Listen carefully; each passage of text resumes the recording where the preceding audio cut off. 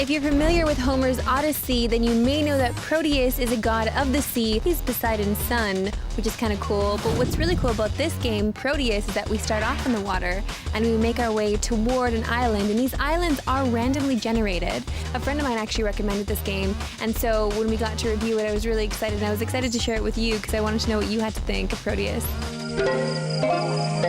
This game was unlike a lot of games that I've played before, and it's got a very, very plain look about it.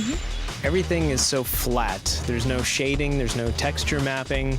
The polygon count is very low. If indeed these shapes are even polygons, some of them are just sprites that look the same no matter which way you look at it. Everything in the game makes a sound. It's got a very ambient texture to it as far as the music is concerned. It reminded me of the work of Brian Eno, who I'm a huge fan of.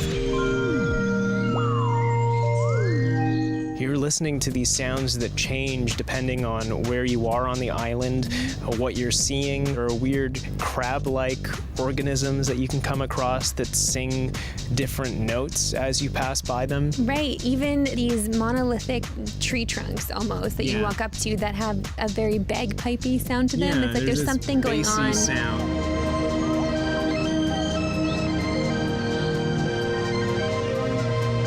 It really does pull you in almost instantaneously. There's so much beauty happening here, even though there's not any shading, like you said. It's just colors everywhere. But these colors change all the time because of the time of day where the sun is setting and the moon is rising, or even if the seasons are changing, and you can change the seasons by following these round-like statues to a circular area, and when the night comes, the season will change. And the game does end when you reach winter, and just the whole experience of getting to the coldness of winter, just seeing the leaves change, it's just so beautiful.